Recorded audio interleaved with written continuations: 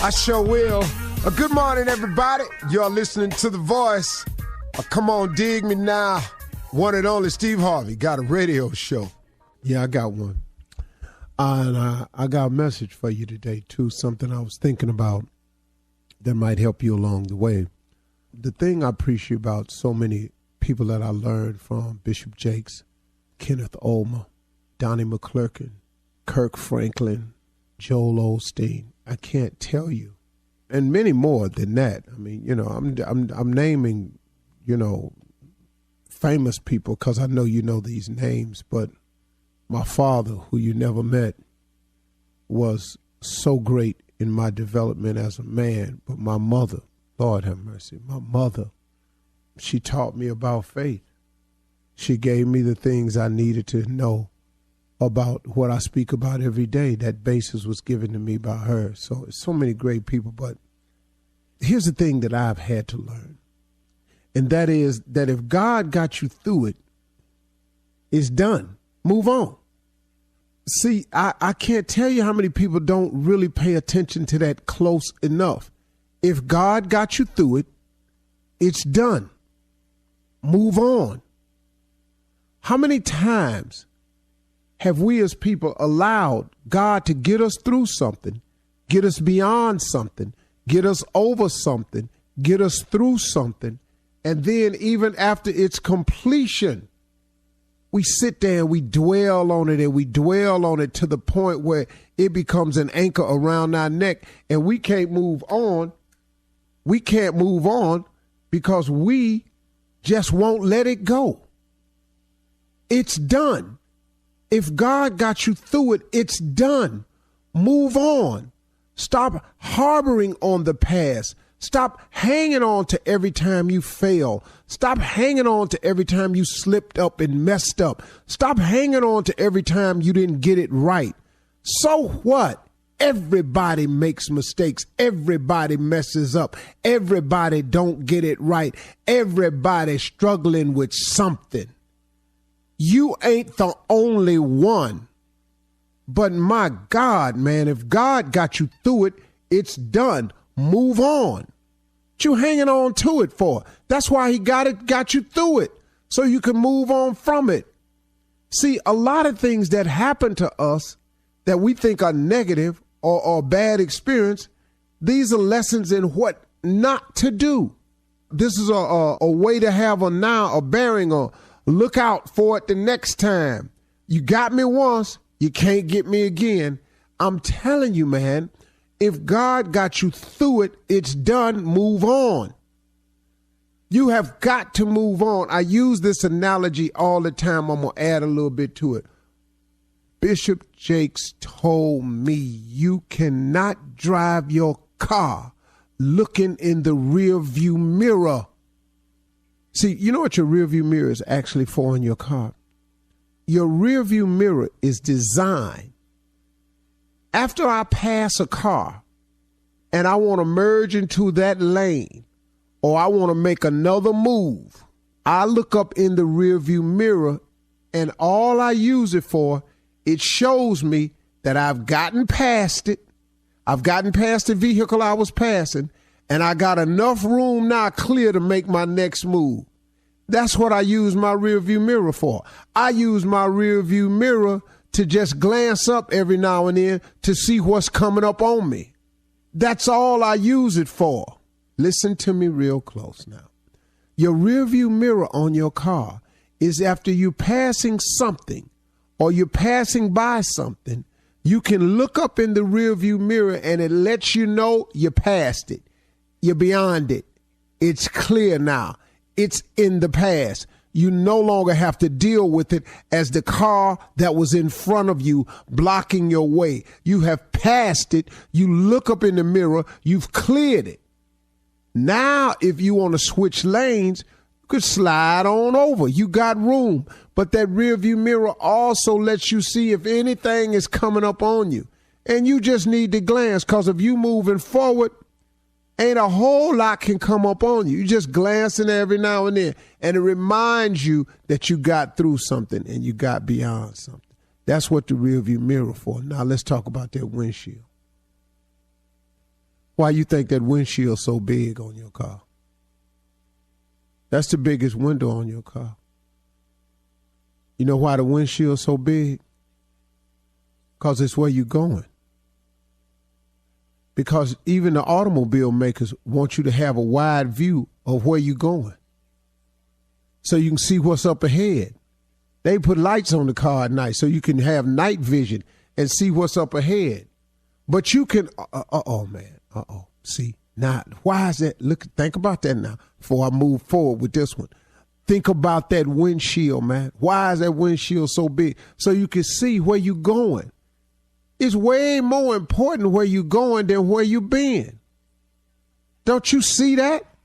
That's why the rear view mirror is so small, because it is nowhere near as important as it is as to where you're going. Where you've been just allows you to take a glance so you can make sure you cleared it, so you can see if it's room enough for you to make your next move, so you can know that you've gone through it and go ahead on about your business. But that windshield is for vision. A man without a dream or vision shall perish. That windshield is for somebody going somewhere. That windshield is for somebody up there trying to make another move. I'm going to go right, I'm going to left, I'm going to get off on this exit, I'm going to take this detour, I'm going to handle this sign, there's a new route. There's only so many miles left to go. That's what the windshield got. Let me tell you something, man. When you see a mile sign, you driving on the freeway, you on the interstate, and let's say you driving to a particular city, and you see a sign that says that city is 138 miles away. That lets you know where you're going and you're on the right path. Now, if you keep looking in the rear view mirror, you'll never know how close you are. You'll never know. Because you're driving your car looking in the rear view mirror. You all on the shoulder. You hear them rocks up under your car. You done scared yourself to death. Because you know why? Because you keep looking in the rear view mirror. Get out the rear view mirror. If God got you through it, it's done. Move on. So what? He don't love you no more. And, man, let's move on. If God got you through it, it's done. Move on. God got something for you. If you get out your rear view mirror and get up in that windshield, God's got something for you up ahead. But you can't see what's up ahead because you in that rear view mirror. If God got you through it, it's done. Let's move on. Come on, y'all. Don't let the past beat you up. That's the ingredients in the cake. You done made that already. That's done. Let's go. God, look in the windshield. See what God probably got something new for you. If you get out the rear view mirror and open up your eyes and see, all right, let's go today. You're listening to the Steve Harvey Morning Show. Ladies and gentlemen, it is here. The Steve Harvey Morning Show has beset itself upon us. It is an arrival of a new day. It is a glorious day. Today is the day that the Lord has made. Let us rejoice and be glad in it. I want to thank Ilos Vera Harvey for saying that to me on my way out to school every morning. I didn't get it back then because I was boy and I just didn't want to apply that. I ain't understand why she kept saying it. I heard this yesterday. But oh God, how I thank her for that. Because now I realize today is the day that the Lord has made, that I had nothing to do with the production of it. He makes that sun come up every single day. You can't stop it. You can't move it, shift it. You can't do nothing with its appearance or its arrival or its departure. Man, what a mighty God we serve. Thank you, Lord, for the day. Amen. Yes. Amen. Ladies and gentlemen, this show stars a bunch of Christians. Yes, Shirley Strawberry, who sends me scriptures every morning, I've asked her to, and I thank her to do it. Carla Farrell, who is a Christian that's very similar to the Christian that I am. Entry-level Christianity only. Carla and I do not practice advanced Christianity. We are very comfortable with entry-level. If you slap us, you will be slapped back. The mouth of the South. Give him all the praise and glory, though. Give him all the praise and the glory. The mouth of the South, who's raised in Mississippi, and oh Lord, if you don't really need religion anywhere, you need it there. Ladies and gentlemen, Kia Spates, better known as Junior, who has called on God more times than any of us put together.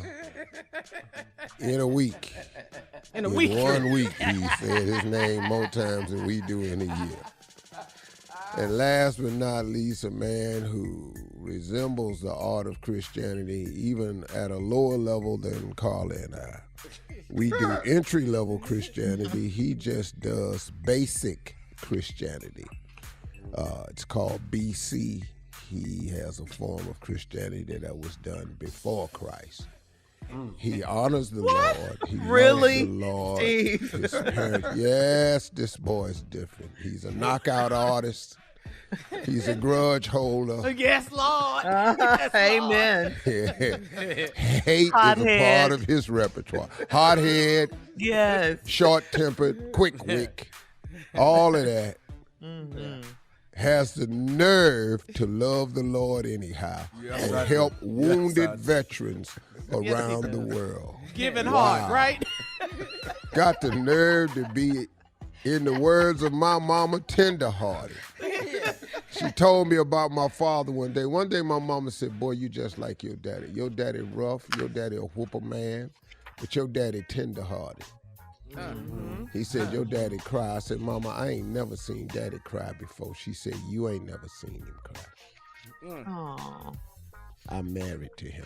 You tender-hearted just like your daddy. But boy, you ignorant just like him too. So I don't press that. This is the Steve Harvey Morning Show. Take it away, Shirley. Yes, it is. Coming up at 32 minutes after the hour, we'll hear from the nephew and run that prank back right after this. You're listening to the Steve Harvey Morning Show. All right, it is time now for the nephew to run that prank back. Nephew, what you got for us today? What is We're going to it? run it back in case you missed it. We're going to run it again. This right here is curry goat, all right? Not curry chicken, not curry beef. This right here is curry goat. I've never had it. I heard it's good. Take a listen. Curry goat. Hello? Hello? Yeah. I'm trying to reach Mr. Is this Mr. Yeah, this a This is Benjamin Dixon. Trevor is my son. He goes to school with your son. Now, Yeah. he went to a birthday party that your son had last weekend. Am I right? yeah. Well, listen, I understand. right. Listen, I have a problem with you, Mr. because I understand that you all are Jamaican and from Jamaica, but listen, you guys serve the children curry goat. You don't serve kids curry goat. Everybody's child doesn't eat curry goat. Pete, what happened to ice cream and cake and punch and maybe even a pizza at a birthday party for kids? But curry goat? That's out the question. Oh, you mean? Me not understand what you talk about. Oh, you mean me not feed the kids them curry goat? Me feed them anything. What you talk about, brethren? Say what? What you talk about? Oh, you mean you have a problem with me? Oh, you have a problem with me? I got a problem with any parents who decides on their own that somebody else's child, it's okay to feed them some curry goat. My child don't eat no goat. We eat chicken. We eat steak. We eat cow. We don't eat curry goat. Yo, him eat it at the birthday party though. Eh? Him eat it at the birthday party. And why you mad?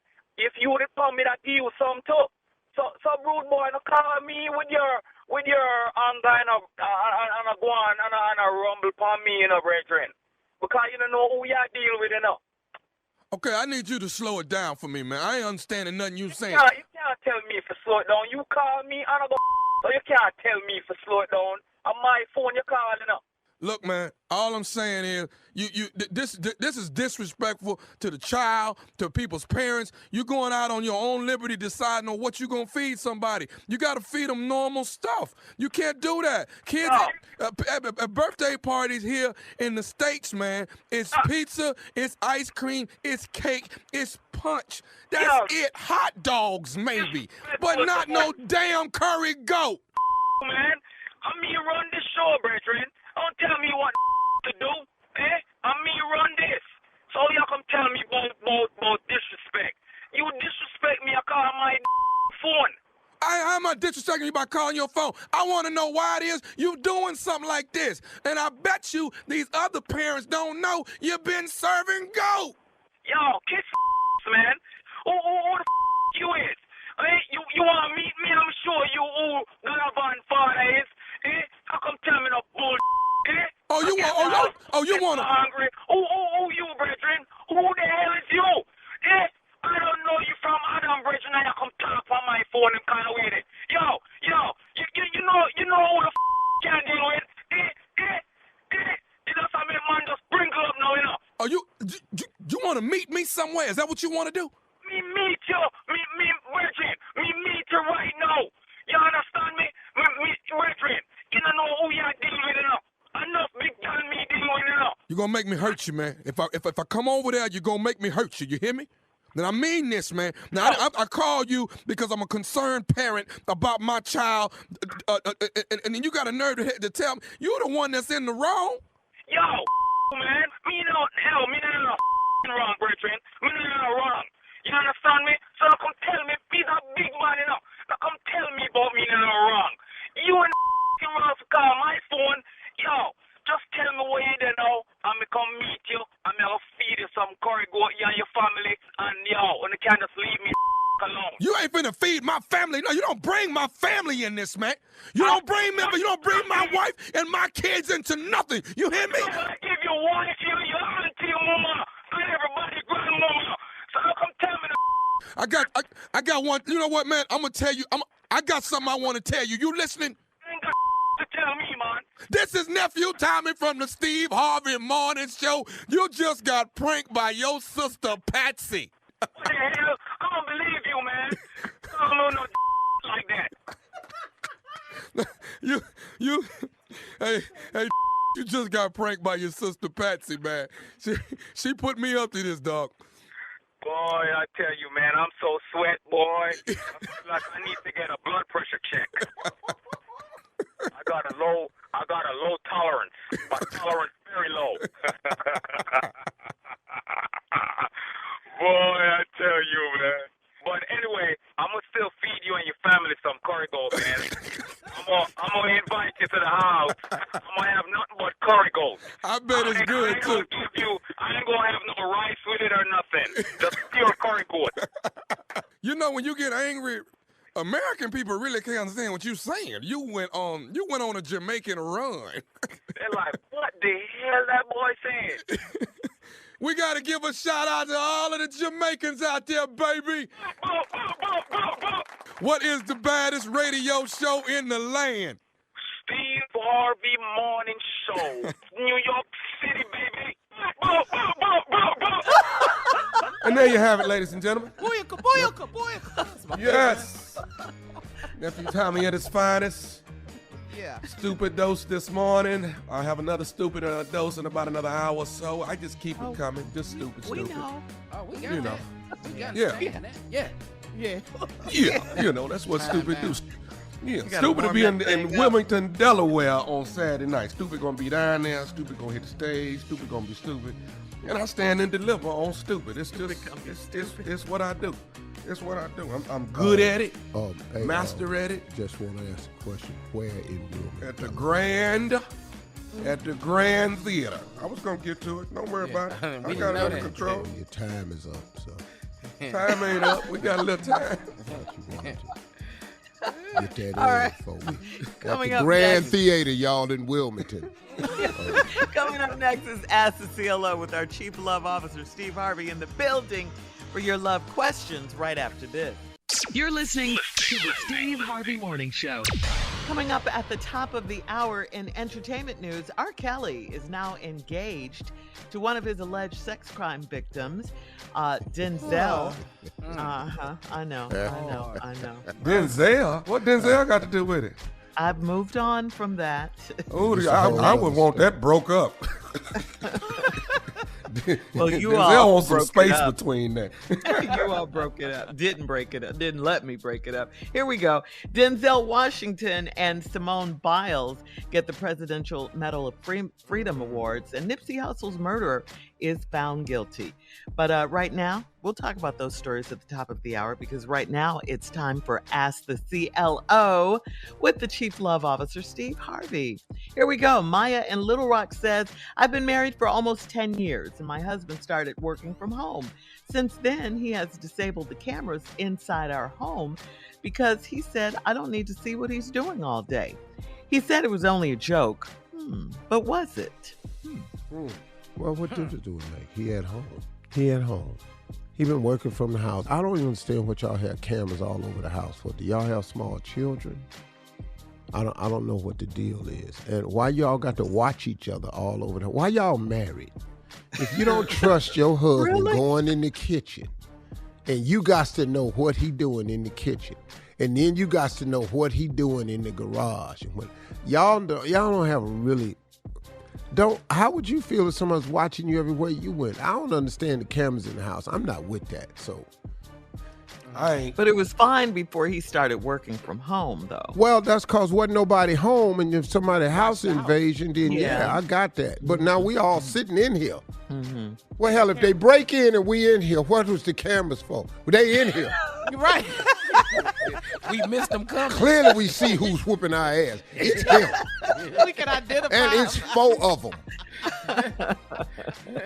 She's asking you, was he just joking when he said she doesn't need to see what he's doing all day? No, he dead serious. He just did it in a joking way because you knows it. Oh, really now? Okay. Y'all, really, on the real, would y'all want the cameras in the house and your man just watching you all day? No. We have cameras on the outside of our house. Hell Security protection. Right. Yeah. Hell yeah. On the outside. Yeah. But on the I don't inside, have and we little all children. in here, come on, for what? Yeah. Mm-hmm. Right. You got points. Okay. You're right. Facts. CLO. All right. Yeah. Moving on to Suave in Newark. Suave says, I'm using my nickname because I'm a teacher. I had sex with one of the parents and she's crazy. She volunteers in a library now and says it's so she can be with me all day. Can I break it off with her or should I just tell the principal I have a stalker? What? Yeah. What? Now that's stupid. Well, dog. Well, Suave, listen to this here. You took your Suave and put it on the wrong person. Yep. See, You picked the wrong sometimes student, Mama. Suave, you got to keep your Suave to your damn self. Yeah. But see, that's your nickname because you wanted her to feel this Suave. Ah. Yeah, well, Suave, now her ass is down in the library. So she can watch. She on the other side of them books, Suave. Yeah. Hey, Suave, soon as you pull that book out that shelf, look right through that crease. That's her. She right there. She looking right at you. What is he going to tell the Fatal principal for, Attraction. though? Yeah. I don't know what you going in there to tell the principal Tell the for. principal, yeah. That's crazy. Maybe he wants to tell the principal so the principal can stop her from volunteering. But he already did it with her. No, but she's going to tell the principal that they had sex. He gonna He have might to as well tell tell the his principal supervisor that he had first. sex with the teacher and lose your job. And loses, exactly. I'm not telling a damn thing. Suave's stupid. Yeah. Yeah, he's really stupid. His nickname stupid. Ain't nobody named Suave no more. You mad at his nickname? 1980 name? Like you part of the Silvers or somebody. Suave, you one of the Elder Borgias. Ain't nobody named Suave no damn more. Suavemente, alumande. Rico Suave. Remember him? All right. Moving on to Kim in the Island Empire.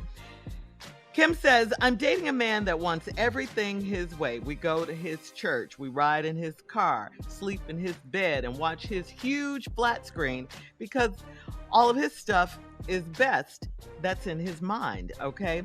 I'm all for compromising, but is this a bit extreme? I guess you're saying he thinks his car is bigger and better than yours. Mm-hmm, everything, all his His stuff is bed best is in bigger his and better mind. than yours. Mm-hmm. His flat screen TV is bigger and better than yours. And his church is bigger and better than yours. His church, everything. Yeah, so I think that's the reason you started dating him. in the first place because he had his flex was strong now. Mm-hmm. He came in there with everything. Car, church, flat screen TV, big ass bed. You know. Boy, flex game was strong. And now you in there because he don't want to sleep in your little ass bed. You know, most men don't like sleeping in twin beds. You know, we don't want to go down to the little storefront with the fold-away chairs. We ain't going in here where the usher board is the choir. We don't want to go do that on Sunday. But what is she trying to say? He's controlling or something because he doesn't want to. She want to use her little stuff. Everybody want to be squinting, looking at your little ass TV. The game on. We want to actually see the play. We want to try to figure out. He watching your TV. He got to figure out who got the ball. Nobody want to do that. Take too much to watch. Yeah, all this squinting and watching your TV. We got to scoot up. Hey, baby, help me pull the couch up so we can watch TV. Nobody want to do that. All right, last one. Janie in San Antonio says, I'm almost 50 years old and I don't know how to drive. My husband of 18 years doesn't have the patience to teach me, so a male coworker practiced with me in our parking lot at work. I mentioned it to my husband, hoping he'd get jealous and agree to help me, but he didn't care. Why didn't he get mad? They've been married a long time. Yeah. He tired of you. Because you on his last damn nerve. You're not tearing up his car. Practice with your male coworker in the parking lot. But really, Jamie, you're going to mess around and mess your marriage up. Why don't you just take driver's education? Them courses are not that expensive. And let somebody sit over there. Because, you know, now in the student driver cars, they got a steering wheel and a brake on the other side. Oh, okay. Oh, I wish they had one. I didn't know that now. Real. They actually have a brake and a steering wheel on the other side of the car. They can just take over. Because there's been some teachers that had some horrific experience. Yeah. Stop. Screaming. Stop. I said stop. The other foot. Stop. Get your other foot. Yeah, stop. Turn the car. It's just too much. So I used to do that when I was in the car with my daughter, but she's turned out to be a good driver now. But whew. The co-worker's up to something. Trust me. Hell yeah. Trust me. That's the thing. Yeah. And she is too. Yeah. Hello. All right. Thank you, CLO. Coming up at the top of the hour, we'll have some entertainment news for you right after this. You're listening to the Steve Harvey Morning Show. Well, as we know, R. Kelly was sentenced to 30 years in prison last month after being convicted of multiple sex trafficking charges. But apparently, one of his alleged sex crime victims doesn't mind that he'll potentially be behind bars for the rest of his life. And she announced that she is engaged to R. Kelly. On Monday, TMZ obtained... Yeah. This happened on Monday. TMZ obtained legal documents showing that he is engaged to Jocelyn Savage through a letter that she issued to Judge Ann Donnelly prior to R. Kelly's sentencing. The letter read, "My name is Jocelyn Savage, and I'm R. Kelly's fiancé. I'm not the victim that the government has portrayed me to be. My relationship with Robert is amazing. He's the best thing that's ever happened to me. We have a very special connection and are deeply in love. I still support Robert to this day because I love him and will always be here to support him." Well, obviously, Judge Donnelly wasn't impressed, and she still issued a 30-year prison sentence for Kelly. So there you Where go. honeymoon gonna be at? Where? You're not going. What up? You know what? She ain't got nothing to do with the rest of her life. Right. I mean, it sounds like she's still under his spell. You ain't got nothing to do with the rest of your life, sister. And then, to think, I got you love him. I got that part. I got you support him. It has nothing to do with his innocence or guilt. Now, you may be the one that is not been the victim that the government has portrayed you to be, but it's a stack of other people, though. Right. And I'm she sorry, was one sister. of the women in that interview with Gail. Remember when Gail King interviewed him? She was one of the women. Yeah. But you know what? Her life, though, it's amazing, man, how you tie yourself to somebody and you don't realize that it's time to untie the tie. Yes, sir. Yeah. Yes, You know what I mean? Yeah. Sometimes, man, you got to be willing to let go of something that's been toxic. Yeah. It wasn't been a good relationship for you. And for the young lady to say that's the best thing that's ever happened to her in her life. What kind of life has she had? if that is the best thing she's come up with. And that's what's sad, man, because people don't know how to look for real joy and happiness in life because they keep comparing it. Stop comparing your life, because there is another way to look at life. There's a whole unexplored, never experienced part of life that you can get to if you stop comparing this day to yesterday. Well, today better than yesterday. Well, doggone it, tomorrow could be better than all of it, but you got to let go of yesterday so you can go get it. It's crazy, man. Yeah. Yes, sir. I'll tell you what, though, the judge ain't in support of the engagement. We know that. He gave him credit. The sentence has been handed down. Yeah. So there you go. Whatever. 30 year. Yeah. Where's they 30 gonna go years. together? We'll be quiet. Move on. They can't go anywhere, nephew. They can't eat dinner and what are they finna do? All right, we're moving on to lighter news now. The White House held a ceremony to honor civilians who've made an impact in the country and awarded them with a Presidential Medal of Freedom. The Presidential Medal of Freedom is the nation's highest civilian honor. And this year's recipients included Olympian Simone Biles and Oscar-winning actor Denzel Washington, among others. Everyone was there to receive their award except for Denzel, whose rep confirmed that his absence was due to his positive COVID results, even though he missed the event. His rep added that Denzel feels fine. He was honored for his long-standing relationship with the Boys and Girls Club of America, where he has served as a national spokesperson for the past 25 years. Now, gymnast Simone Biles also received a medal for her outspoken advocacy for athletes' mental health, children in foster care, and sexual assault victims.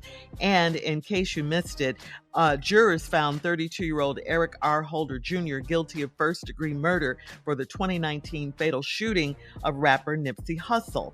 Holder was also found guilty of 2 counts of attempted voluntary manslaughter, and he was found guilty of 2 counts of assault with a firearm. He will be sentenced in Los Angeles County on September 15th. The first-degree murder charge alone carries a sentence of 25 years to life. Wow. He already had an incident not too long ago. He gonna have some more. He did. Yeah. Yeah. And Steve, you had a question? Yeah. This conviction for Nipsey Hussle is great. You know, we were out on vacation, and something got brought to my attention because I was out of the country. I just didn't hear anything about it. This young man that was killed in Akron that was shot over 60 times. Yeah. And he had no weapon, and after they shot him 60 times, after 90 rounds was fired. 90 rounds. They handcuffed him. Yeah. Yes, they handcuffed him. So to add insult to injury, they If there's a body on the ground with 60 bullets in it, you think the handcuffing is required? See, here's why I have trouble with police training. Police training seems to come into play as like it's just a matter of the way, it's our policy of the way we do things. But where's the policy that you shoot 90 times, that a bullet enters a person's body 60 times? He was hit 60 times. And you didn't think maybe an ambulance would have been a better call? Now, even though I don't know how you survive 60 shots, I just... But then you look on the other side, the kid that shot up the streets. In Highland Park on 4th of July. Exactly. Yes. When they caught him, they arrested him very nicely and put him in the car very nicely. You just because he wasn't black. Yeah. Yeah. And you know what? There's a sector in this country that does not understand our anger when all of this. He was running from the police. Running don't mean you're supposed to get killed and shot 60 times. And it doesn't mean you're guilty. Man. Yeah. Can we get a trial for some of this stuff? Right. Yeah. How about a court date? How about innocent to proven guilt? What about that policy? It's a lot. I'm sorry to bring that one up. I was just really pissed off about that. Yeah. All right. We'll be back with more of the Steve Harvey Morning Show coming up at about 20 minutes after the hour, right after this. You're listening to the Steve Harvey Morning Show. Hey, Steve, maybe we can help solve this case. Police in New Jersey are looking for a short man wearing a gas mask and a body cam who walked into a bank, tried twice, and failed to climb over the teller counter and then rode off on a motorcycle.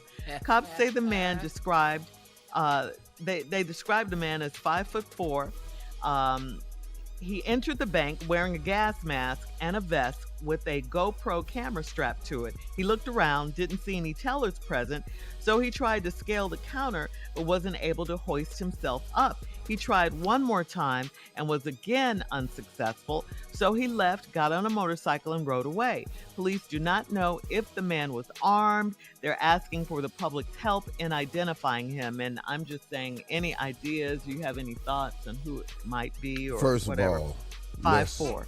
I need everybody on this show to stop thinking it's who you think it is. Because that's why they not put the it in case. That's not the case. I did. But now let me tell you what we need to start looking for. Okay. First of all, they said when he came in, he didn't see no tellers. Oh, they was there. Oh, they was there. They at work. They nice, medium height, tall. But if your ass is really short and you can't see over that counter, the tellers was there. Secondly, he tried to climb up on the counter. Now, his ass is so little, he failed to bring rope with him. Now, how his little ass think he gonna get up on that counter without rope is beyond me. And here's the last item. He drove away on a motorcycle. We are looking for the wrong thing. You need to find somebody on a moped. This little ass ain't got up on no motorcycle and got his legs across there. If you can't climb up on a bank teller counter, it ain't no way you can get your legs across a motorcycle and operate the gears and the brakes on the motorcycle. So we need to start looking for somebody on a moped. Yeah. You're helping That the police was now. not a vest he had on. What was it? That was the doggy sweater. Oh. He had on a doggy sweater. So you need to look for a little man on the moped with a doggy sweater on. And that was not a GoPro and a mask he had on. That was his G.I. Joe helmet. So these are the items you need to start looking for this little man that couldn't make it up on the counter, just to help the Helping police the out. detective. That's how I would solve the case. You have to look for a short man in a doggy sweater with a G.I. Joe helmet on a moped. Okay. And he didn't take nothing. Why is we looking for him? Let him go. Crime Stop. All I right. don't even know if he had a weapon. He had a weapon, but he had one of them little green army men gun that he had tore off. Coming up at 34 don't minutes work. after the hour. Things are looking great for Stacey Abrams' campaign in Georgia. She's securing that bag. We'll talk about it right after this. You're listening to the Steve Harvey Morning Show. Georgia gubernatorial candidate Stacey Abrams is serious about winning this election this time around. In just 2 months, she has raised $22 million. Wow. Abrams is far exceeding current Republican Governor Brian Kemp's fundraising and pushing close to $50 million raised since she announced her campaign in December. That's a big difference from the $6.8 million that Kemp raised for his direct campaign and the Georgians First Committee. The 2022 races are closely divided among Georgia. They are likely to spend more than in the past, with much of the spending expected from candidates, political parties, and outside groups in the gubernatorial race and U.S. Senate race between Democratic incumbent Raphael Warnock and Republican challenger Herschel Walker. The general election will be held on November 8th. This November 8th? November 8th. I'm making the announcement right now. We in Georgia are coming out in numbers bigger than we came out in before. You think you had problems with us then. We're going to show you that it was no fluke. We're also going to rebuff this idiotic proposal that you put in front of us named Herschel Walker. And what's alarming is, see what they think they so slick. You gonna go get a person just cause they black. Right. To try to split the black vote in Georgia. Like, we don't see that coming. Problem y'all got is we know who black and who ain't. We know. And we've seen this trick before. We've seen you go get these symbolic people to perpetrate and act like you on this side when all you've done is got them on your side. Right. Herschel Walker doesn't speak for the masses. Herschel Walker speaks as a puppet for the Conservative Party, and he don't even know the issues. Oh, no. And he refuses to do any debates because then he'll be exposed as the fraud that he is. At least, man, have the decency to get a real political candidate. They are out there. You can get some black people that really know politics and will do your bidding. You went and got this football player that do all these push-ups. He over there. Dude, he is looking for his freedom papers. There's something wrong with him. A better question is, how did we get to Herschel Walker? How did they get to him? Tommy, They how got did to him get easy way him? because he's been in that circle. Yeah. He's been friends with Trump, this whole time, And this was before Trump ran for president or anything. That friendship and bond was born. He's had relationship with a lot of Republicans in the state of Georgia because he was the Georgia guy. When you play Georgia football, you can be their guy. And then he's never tried to be nothing else but their guy. Oh. It's too much. Yeah. Did you hear what he It's said a lot. about climate control? What'd he say? What'd he say? What did he say? You got to turn the thermostat or something? What did he say? He said something stupid. I know he said something stupid. What did he say? Close. He said since we don't control the air, our good air decided to float over to China's bad air. So when China gets our good air, their bad air got to move. So it moves over to our good airspace. Then now we got to clean that back up. Can we call him Buck? Can we do that? Forget Herschel. The most important thing, Steve, you mentioned it. The general election is November 8th. We need to become prepared. Get prepared right now. Register to vote. All of that. Can I ask Herschel Educate something? yourself. Where did he get this separate air from? Green air climate control, Well- come on. Where in your science class, boy, did they tell you that you can separate these airs? Please. Oh, boy. This is crazy. Man, this air Get don't ready come in to the vote bag, in Herschel. November. All right. Coming up next, the nephew and the prank phone call for today, right after this. You're listening to the Steve Harvey Morning Show. Coming up at about 4 minutes after the hour, it's my strawberry letter for today. And the subject is a whole lot of give and take. All right? We'll get into that in just a minute, just a few minutes, because right now it is time for the nephew and today's prank phone call. What you got now? I was gonna introduce it like I was Husher. Who are you No, again? you're not. Who are I was you? Husher. I was Husher Walker. Oh, man, don't let me Now down. this, now, Mr. Steve, now look at him now. Now this him. This him. Come on, phone Herschel. call. Come on, Herschel. That's Yes, hey, yeah. Herschel, that's sir. Yes, sir. Oh! I sure apologize. Not Thank you. using you the right title that you belongs now. Not me. Kissing you. It's 2022. You ain't got to get it. Hey, You're Carla, free, let Herschel Herschel. speak. Hey, let the guy speak. Come on, ladies. Don't be rude. Go ahead, Hersch. Now, Carla, you hush ups when I was talking now. Oh, shut up, you idiot. When you see me and white folk talking, you hush up. I mean, You tell him, Hershey. That's his nickname. That's what they call him, Hershey. Yeah. You like that? I love it when they Like call the me chocolate. I sure loves it when they calls me Hushy. It makes me feel mighty proud when they call It me makes you Hushy. feel a part of it. It's what it does, Hershey. Yes, sir, Included. Yes, yes, sir. I wish you could see me, sir. I'm balling my head up in my hand right now as I talk to you. That's a Please hurry patriotic up. picture if I've ever seen it. This is embarrassing. Really. Go ahead, Hershey. Introduce your prank. This right here, this here means a mighty lots to me because it's about a tree, and it's about a pecan tree. We's gonna play it right here on the megaphone or whatever they call this thing. A megaphone.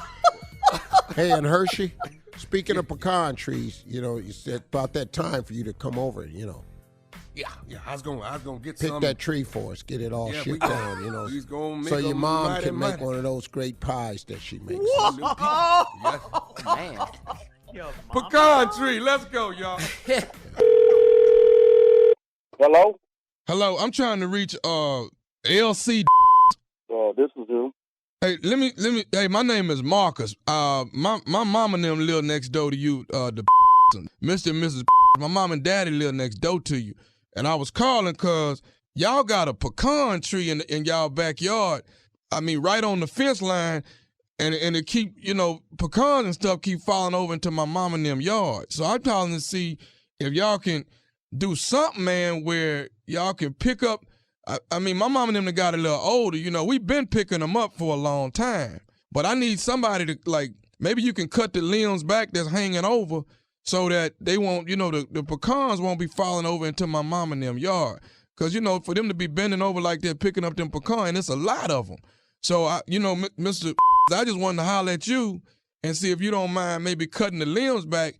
Because even when we turn the lawnmower on and stuff, man, it just, the pecans and stuff be coming out of the lawnmower just shooting all over the place. Well, first of all, my pecan tree is an old pecan tree, and it's sprouted well, and I can't see me cutting it. So, Well, I'm not you saying can't cut you can't hire nobody to maintain your yard, but it's your mother. You can maintain your mother's yard. Sir, I go by my mother's house, every other day and check on her, but I don't have time to go in the back and pick up pecans and stuff. You know what I'm saying? I mean, if you just, it don't seem no more than like maybe 4 or 5 limbs that's hanging over there, but them 4 or 5 limbs, I mean, it's a lot of pecans falling off of there. But So it's if you shady. My pecan tree is shady. I goes back there. There's no kind of nothing back there. okay, You can hire sir, someone to rake the yard, whatever. sir. I'm not cutting my tree for no like that. Sir, listen. What I'm trying to get you to do is I don't want you cutting your entire tree down. I just want you to cut a few limbs, sir. So those that way those are the ones that are hanging over. It won't be the pecans won't be falling over into my mom's and them yard. And like I say, they older now, man. They can't be bending over like that. So I'm just coming to you as a man right now and asking you, will you please cut this down so these pecans can quit falling over my mom and them yard? Well, I'm asking you, all you can do is hire someone. Okay, someone. I know your mother don't cut your yard. No, it's a guy that cuts the yard. But even when he cutting the yard, these pecans is flying out from underneath the lawnmower. They sooner or later we're gonna be breaking windows over there. What kind of lawn person you have that don't pick up before they cut? That's some. Hey, why am I arguing with you about picking up stuff and all of this? I'm asking you to cut a funky little 5 limbs so these doggone pecans ain't falling over my mama's yard. You want it cut? You gonna make me come over here and cut the whole? I will come cut the whole damn tree down. You ain't gonna with my tree. I grew that tree from when I was a kid, and that tree gonna stay in that yard as long as I stay there. Sir, look, I didn't ask you like a man to cut your little funky pecan tree down. Now I ain't finna have. You know what? Guess what? You bad enough. You come cut it. I'm finna look, sir. Today, this evening, it's either gonna be 2 things happening. Either you gonna cut these 5 limbs that I won't cut, or I'm finna cut the whole damn pecan tree down. That's my tree, and then ain't nobody gonna with my tree. I'm here right now. I'm right here in my yard right now. Come on. Is you over there right now? Right now. I will bring my right on back. You know what? How the you get my number anyway? Got your number. I got it because it's the same. It's one address less than my mama's. You gonna cut this damn tree down? I'm waiting on them anyway. I ain't used my tree for something in a long time any way. I've been waiting on them like you. You done lost your damn mind. You little young punk. I told you once and I told you twice. I'm old. You young. Don't do that. Fool, we. See, that's what's right there. You know what you can do? Tell your mama to make a pecan pie and bring me a piece. What you say about my mama? Tell her to make a pecan pie and come for me. Tell my mama what? Make a pecan pie with the pecan. Make a pecan pie? I don't want no pecan pie. We don't even eat pecan pie.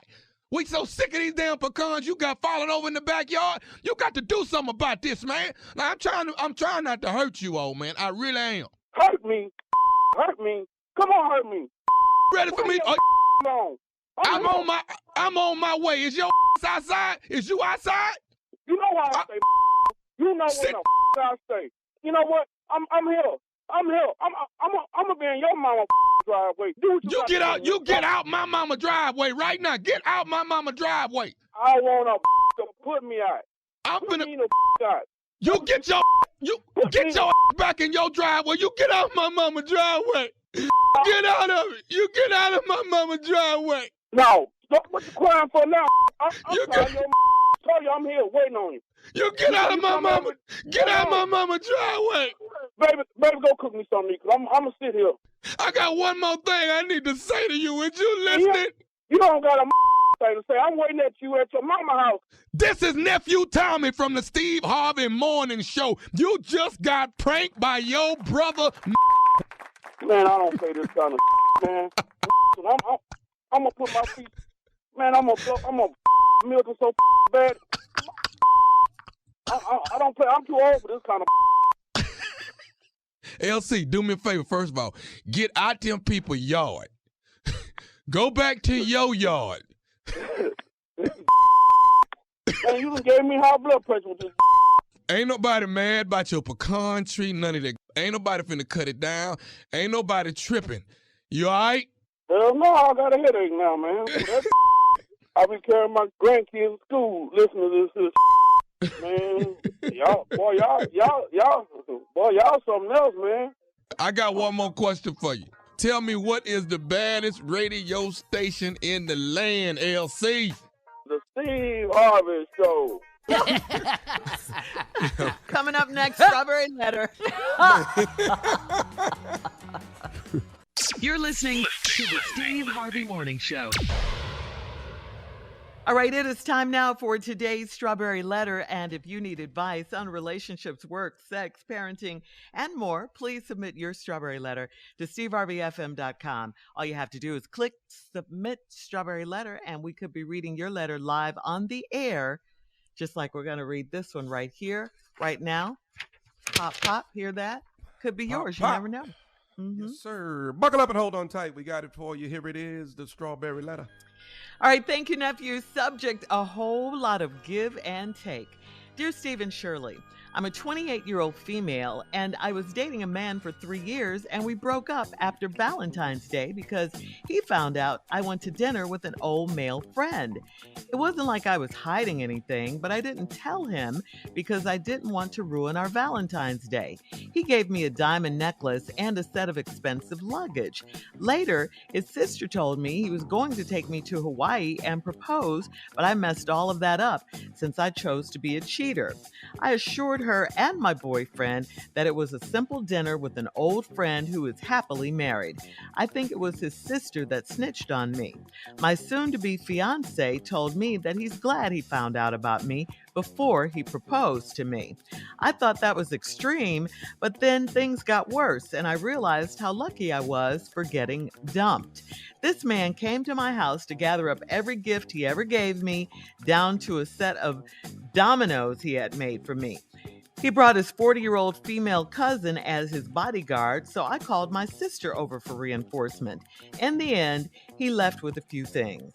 Then he took me to court to take the necklace back and to get his name off our lease. He knew that I could not afford the apartment on my salary, so that was pure evil. He looked me in my eyes in court and said he does not love me anymore. I couldn't believe what was happening. My father made sure I was able to keep the apartment, and I have tried to move on and date again. But recently, my ex popped up at my apartment apologizing and crying. My old feelings for him came rushing back, and we made love that night. Seems like he's truly sorry. Should I give him a second chance or see if he's changed? Please advise. Well, I love a diamond necklace and an expensive set of luggage just as much as the next person. I'm not going to lie about that. But give him a second chance to do what? Hurt you again? Humiliate you again?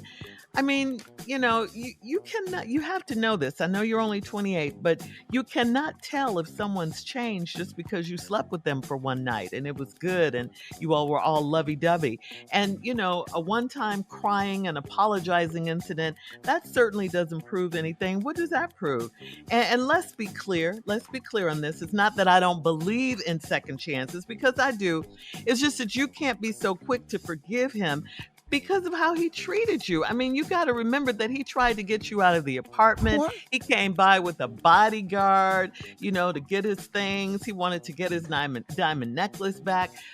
You cannot give in so easily. I mean, right now it's just words that he's saying. You have to pay attention to his actions, and you have to do this over time, not just one time. So if the love you guys had is real, he'll do whatever it takes to win you back. I mean, starting with getting rid of his messy sister, getting in your business, all of that. Then his female cousin bodyguard needs to go. I mean, he was really nasty to you. You have to remember these things. You can't forget them. You got to think with your head, not with your heart in this case.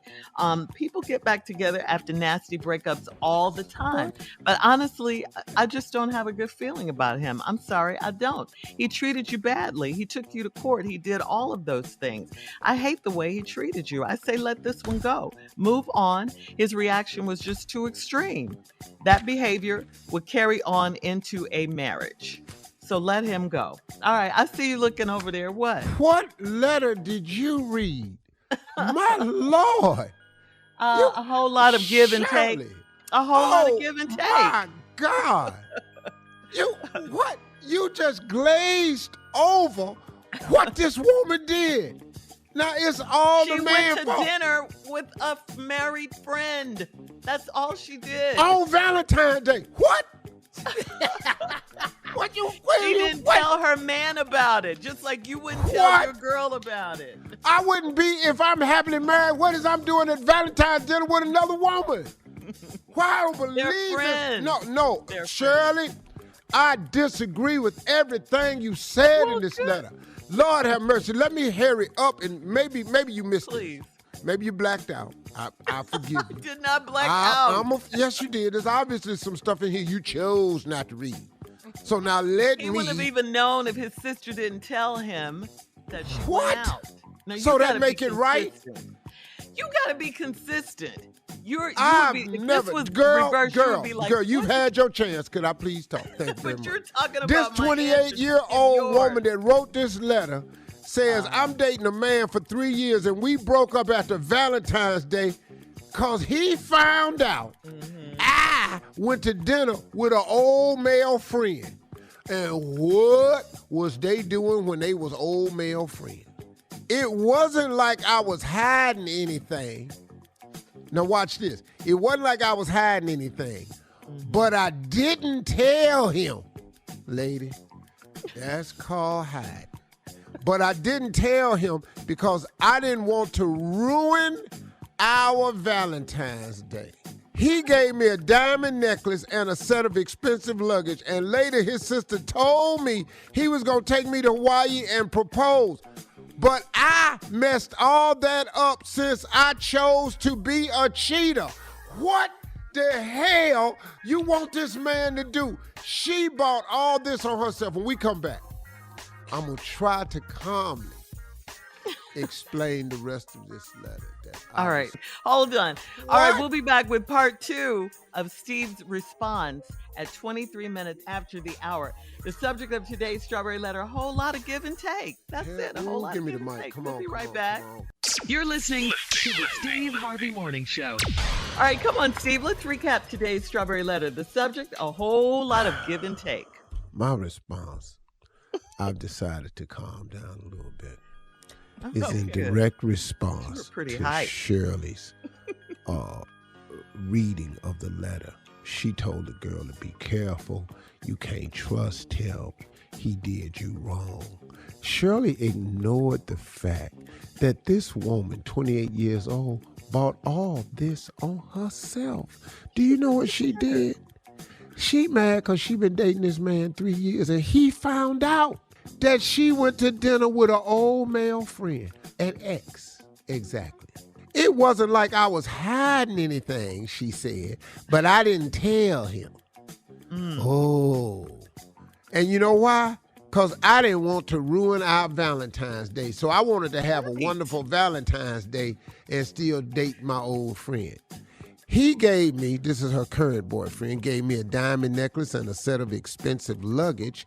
And later his sister told me he was going to take me to Hawaii and propose. But I messed all that up since I chose to be a cheater. The woman says up front, I am a cheater. His sister said that. No. The woman who wrote the letter said, I messed all that up since I chose to be a cheater. Her sister Shirley, said it. Read the sentence. it wasn't like I was hiding anything, but I didn't tell him because I didn't want to ruin our Valentine's Day. He gave me a diamond necklace and a set of expensive luggage. Later, his sister told me he was going to take me to Hawaii and propose, but I messed all that up since I chose to be a cheater. This is the woman talking, Shirley. This is called... I think it's the sister. Shirley, this is called 'Cause the reading sister comprehension. It's called reading comprehension. Something that your ass supposed to know something about. Now, I do. And Shirley, I happen to be an expert storyteller. And I Yes, tell you stories are. for a living. And I know how to follow a story if I can do that. You have obviously missed this information. Please admit that. Because the woman says, I chose to be a cheater. Why would the lady say, I chose to be a cheater? His sister ain't cheating. Lady, she said she ruined all of this because she messed up and chose to become a cheater. I assured her, talking about the sister now, and my boyfriend, that it was a simple dinner with an old friend. But she just said I chose to be a cheater. With an old friend. Say that about herself. I think her sister said that to her. I mean, we disagree on this Y'all part. gonna have to work but it I think out her now, sister okay? was talking to. Girl. We could disagree on that all day long. But I think the sister was calling her the cheater. I think the sister was calling the letter writer a cheater. I assured her and stand my by boyfriend it was a simple dinner with an old friend who was happily married. If the old friend is happily married, why is he at dinner with this woman? Because they were friends. Friends? Old friends? Yeah. They got together, and what did they do as old friends? They ate. I think it was his sister that snitched on me. Again, all of this wouldn't have been happening if she hadn't went to dinner and she chose not to tell her husband. And the only reason this is all going bad for her is because she think his sister snitched on her. She is guilty of something, Shirley. Otherwise, her boyfriend wouldn't have even known if his sister hadn't said anything. Her boyfriend wouldn't have known if wasn't she gonna hadn't tell. went to dinner. Why you don't see this part right here? I see that part. My soon-to-be I see fiance told me that he's glad he found out about me before he proposed to me. And then I thought that was extreme that he would say that. But then things got worse and I realized how lucky I was for getting dumped. This man came to my house to gather up every gift he ever gave me. Now, you know what? He ain't got to do all that, but he wanted them simple-minded ass people. I want everything back I gave you. So he came in there to get it. And then he bought it. And he even got the set of dominoes he had made for me. He want all this back. You sitting up eating with old friends at Valentine's Day when it's supposed to be us. I done bought this damn necklace and bought this trip to Hawaii and this expensive luggage, and your ass out cheating with your ex. Talking about it was a simple ass dinner. We supposed to be having simple ass dinners. I don't even give a damn about the rest of this letter. You mad? Yeah, you mad right now? I am angry. What are you mad about? About you getting About mad me? at this man. Talking about she need to be careful. He took her to court? Really? Really? She went Really? to He dinner tried to get her without put telling out of her him. apartment. And the only reason she found out was because she thinks the sister snitched. She wanted to have her cake and eat it too. And when she ain't a good cheater and she don't know how to do it and she got busted, she don't even know how the man found out. She think it's his sister. We gotta go. Had Please them leave your custom-made, comments. Put your name on them and everything. Please leave your comments on today's Strawberry Letter on Instagram and Facebook at Steve Harvey FM, and check out the Strawberry Letter podcast I on hated demand. Shirley's response. I'm on the And I record. hate your And response. I've never said that before. I hated it. I despised your response. Hated How about your that? response. Up next, it's Sports Support Talk this with gold Junior. digger. Whatever, Steve. You're listening to the Steve Harvey Morning Show. All right, it is time now for Junior and Sports Talk. What you got, Junior? Thank you, Shirley. But let me remind everybody, July 21st, 22nd, I'm getting a proclamation in the city of Lithonia on the east side of the ATL. Just a smoke weekend, man. Get the proclamation. I want to thank Mayor Shamika Reynolds for the opportunity to have a day in Lithonia, man. Meet me at Life and Time Cigar. Just go to Eventbrite and go pipe in Just a Smoke Weekend. We're going to have a great time. It's going to be fun. Cigars. Okay. My man, Reggie Hines, going to be the entertainment. Bad saxophonist. We didn't got know Reggie what Hines. you said, dog. Sound like y'all was gonna have weed. Right. No, cigars. Y'all know we do cigars. Man, we're playing. Just a smoke, man. Smoking some cigars. Smoke out. and Reggie Hines. Be the wrong group show up. Yes. Reggie Hines is the plug, and we gonna all That's be my in there. dude. It's gonna be all good, man. We have a great time. July 21st, 22nd. Eventbrite.com. Get your tickets. All right, let's get to some NFL news. We gotta say congratulations. There's a lot going on in the front office of the NFL. Condoleezza Rice is now part owner of the Denver Broncos. Go ahead. Yeah, we got some Condoleezza Rice. Also, you gotta understand this too. Sandra Douglas Morgan, congratulations to her as well. She will be the first black president of an NFL team, the Las Vegas Raiders. This is a step forward, man. They making moves in the NFL. Also, Unc, I know you'll be glad about this. Baker Mayfield has been traded to the Carolina Panthers. Do you have any emotions about this? Because that's the first game y'all playing. Deshaun is going to have to say it. You get done by Baker leaving. Don't give a damn where Baker go. The quarterback I wanted them to take was Josh Allen out of Wyoming because he play in cold weather and he big country strong, and that's what you need in Cleveland. And Lord have mercy, he's one of the best quarterbacks in the league right now. He's with Buffalo. Yeah. Big country And we picked Baker Mayfield over Josh Allen. And clearly I told everybody. That's some great commercials, though. Yeah, man. Great commercials. Great commercial in the stadium. We saw everything in the stadium. And them ragged ass commercials was better than his game.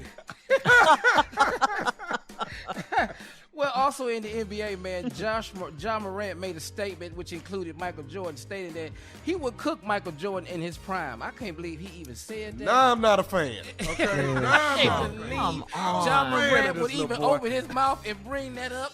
You so ignorant, little boy. we gonna talk about some more of that tomorrow.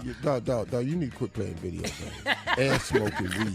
You need to quit playing video games and quit smoking weed because you do both. Lost your mind. You lost your All right. ragged ass mind, man. Thank you, guys. Thank you, Junior. Coming up at the top of the hour, if you love being naked, this is your week to be free. We'll talk about it right after this. You're listening to the Steve Harvey Morning Show. All right, so guys, this week is Nude Recreation Week, okay? Who even knew there was such a thing? Did you guys know about this? Because I didn't. No. I normally keep up with naked, but I didn't know nothing about this. I know. I thought for sure you You would know missed about it, this, Tommy. nephew. You missed I it. know. Nude Recreation Week is celebrated all over the world annually, and it offers a way to shed stress and shed your clothes and explore naturism. Naturism is just being naked. There are an estimated 225,000 naturists in North America who have made nakedness a lifetime choice around the country. Clothing optional clubs are offering events all week long. Whether your interests are athletic, artistic, or spiritual, there's something for everyone. Shirley, why is we doing this story? Because It's Nude Recreation Don't Week. nobody on this show and don't nobody listening to this show need to be down there. We Why got you say families that? we got to raise. We ain't got time for this foolishness. Go down there and get your ass naked and Let's take a selfie. Let's go down there and take a selfie. All these grown-ass people on this show, and these people, we got truck drivers listening to this show. They can't be naked. We got to go home, pay these bills. 225,000 naturists in North America. That's a lot of people. That's a lot of people. 225,000 naturists. Would you go, Shirley? No, I wouldn't. Shirley I don't didn't- even I like didn't know outside. Yeah, I don't like outside. You know that. I don't like bugs. Put some calamine New lotion on. Recreation Week. I didn't know about it, though. I didn't know about it. You guys wouldn't do it, obviously. No. Tommy, really? You? As much as you talk about being naked? It's the bugs, though. It's this time. It's hot this time of the year. It's really hot. It's really over hot. I just don't see myself doing. Now, maybe around October, or so I get naked with you, but not I right don't, now. I don't so like it's walking about- around working yeah, with one it's hand. not July. It's October. You want to do it in October. Okay. What, Steve? What are you Excuse saying? me, what? I don't like walking around working with one hand. That's why I'm not going to ever be able to go. Because that other hand, I got to Let cover yourself myself. go. You gotta let No, I need yourself one go. hand on him at all times. I need one hand protecting the reason I'm alive. Now, I got the other hand swatting bugs, picking up sticks, trying to pick apples and stuff. But that other hand, yeah, I got to eat something. This other hand is in a cup position. This other hand is doing what a jockey strap would normally be doing. I've But got that's to the cover point. myself. That's the whole point, though. You're being free. That's the whole point. You're just Yeah. being naked. I just don't see how I could be that free, Shirley. I just don't. I just don't. Okay. All right. Because But it nephew don't can do it don't in react October. well to cool air and stuff like that. It don't care for that. Moving on. Junior, can you be free? So No, I can't be out there. Cause look what the interests are, Tommy. We don't do none of these things. We ain't athletic. I can't be out here playing tennis with nobody. But you play Okay. golf. You Yeah, play we ain't- golf. well, we ain't doing that You naked. can't play golf naked. Clothes is no. No, nature is Shirley. You have to go on hikes and stuff. I'm not lifting my leg up trying to climb on nothing and my ass is out. Your booty. My swing is already bad. You know how I'm trying to climb up a hill, gonna raise my knee up by my chest. Now my whole butt just out. Air on it ain't ever been on it before. So this you is always, naked and afraid is what No. this yeah, is. it's naked and afraid. Exactly. Man, I was watching Naked The way and you Afraid guys the other day. describe it. This lady is supposed to be 21 days. The reason I don't get Naked and Afraid, you don't win nothing. Just to be able to say you Just did it. naked. White guy and the white lady was out there. She lasted 4 days. She got sick. She tapped. He lasted the whole 21 days out there. Wow. Them bugs had ate his Yeah, ass see. alive. See that right there. None of Fresh that. meat. Ugh. Can't do none of that. I'm sitting there going, man, why you don't pack no mud on yourself or something? Taking out here a 5-star and there's lines around. What a better tool? Don't have nothing. You get to pick a tool, right? Yeah. You get to pick one tool. Yeah, I picked, you know what my tool would be? What? A coat. Can you do that? Cover No. All right, Now, coming one up in thing 20 I minutes need after. a coat because it's going to get cold tonight. I'm going to leave this coat. We'll have more of the Steve Harvey Morning Show coming up right after this. You're listening to the Steve Harvey Morning Show. Well, Kim and Kanye's oldest daughter, Northwest, went viral after she was snapped at the Jean Paul Gaultier fashion show during Paris Fashion Week. She was holding up a written sign. It was handwritten. It said, "Stop." She was holding it up for the many photographers that were taking her picture as she sat next to her mom, Kim. The picture of North and her sign has become a memeable, okay, if you will, which prompted Kim to explain why North held up the sign. Kim tweeted, "For anyone who knows North knows how funny she finds this video." North, I guess, had it with the people taking pictures of her, so she wrote on her invite, "Stop," and held it up and wanted them to really just, focus on the show and leave them alone. So that's why she had the sign. Young lady, I agree 100% with Little North, and I appreciate her wanting it, but that ain't the game we in. That ain't the game your mama in. That ain't the game your mama family in. Your mama family is in to see me, take my picture, look at me, here I am. That's the business. Mm-hmm. That's the life y'all in, man, and it's difficult. It is difficult. It's her legacy, baby. It is difficult. She's gotta know that, though. Now, but she has a way to get out a little bit later on. But right now, she's stuck in that, which is part of, I guess, what Kanye was talking about. He didn't want his little girl on Twitter to get exposed to the hate that's on Twitter and stuff like that. As a parent, I can understand that. Yeah. Yeah. Now. All right, we'll have more of the Steve Harvey Morning Show coming up at 33 minutes after. We'll play a round of Would You Rather right after this. You're listening to the Steve Harvey Morning Show. It is time now for a round of Would You Rather. Would you rather get a tattoo on the inside of your lip, or would you get a tattoo all over your right thigh? Which one? Inside of your lip. A lot of people do that. Not my lip, man. Yeah, I'm gonna get that on my thigh, because my thigh and lip is the same size.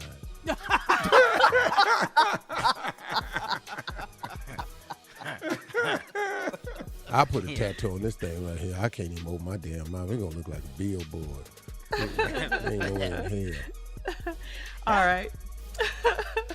Would you rather walk barefoot in a public restroom or sleep on the floor at the airport? I'll sleep on that floor at the airport. I've done that. Yeah. You I have? have done too. that. Yeah, I've done that too. Yeah. All right. Ooh, that bathroom floor though. Dog, let me tell you something. When I was homeless, I spent the night in the airport 3 nights. Yeah. And? Oh man. Yeah, I spent the night. They had a bathroom in there and everything, and then I So just you stayed didn't have there. a flight? You just went in there? Oh hell no! It was before 9/11. You could just I walk up just to went her. on in there, man. I stayed at the gate, kept acting like I was bored, and turned around, go back over there, and lay my ass back Kept down. looking up at the screen. Man, wanted to go somewhere, act like I was interested. Have you slept at the bus station before? And then hell yeah. And then I met this girl that worked at that pretzel place, Auntie's Pretzels. She liked me. Dog. She gave me pretzels all day long during her shift. I kept them at night. I ate pretzels for about 3 days. No meat, some water. Had a water fountain in the hallway. Had water, bathroom.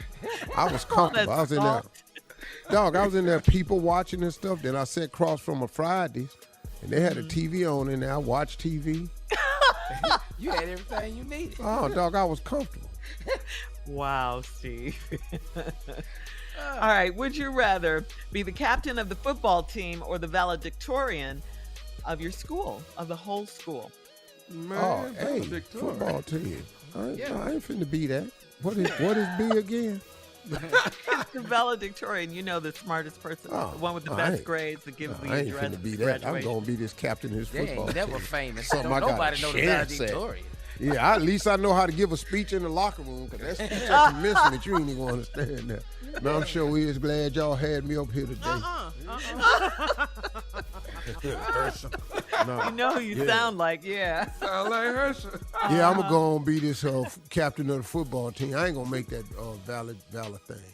Valedictorian. What? All right. We'll be back with our last break of the day and some closing remarks coming up at 49 minutes after the hour, right after this. You're listening to the Steve Harvey Morning Show. Hey, Steve, before we get to your closing remarks, we want to offer up our prayers and condolences to Oprah Winfrey. As you all may know, her father, Vernon Winfrey, passed away on Friday night after he had a battle with cancer. He was 88 years old. Winfrey was a beloved barber in Nashville, Tennessee, and owned Winfrey Barber and Beauty Shop for over 50 years. So our condolences going out to Oprah Winfrey. Condolences. Well, I wanted to talk to you all in my closing remarks today about something that I've had to learn to rely on more of late. I wish I had learned this a lot earlier in my life. It would have helped me such a great deal. I've had to learn to trust in God's timing, and I've had to learn to trust in God's will. Now, these are tough lessons to learn. I know why I didn't learn these lessons earlier, because I thought that it was in my best interest to work as hard as I could, make choices and decisions, and go about the process of trying to make those choices and decisions work. And I did that. And a lot of people do that. And, we set our goals and our dreams up on our vision boards, and we get locked in on that, and that's what we start shooting for. What I've learned as I've gotten older is, Steve Harvey, it's absolutely fine to have aspirations, dreams, and visions and goals.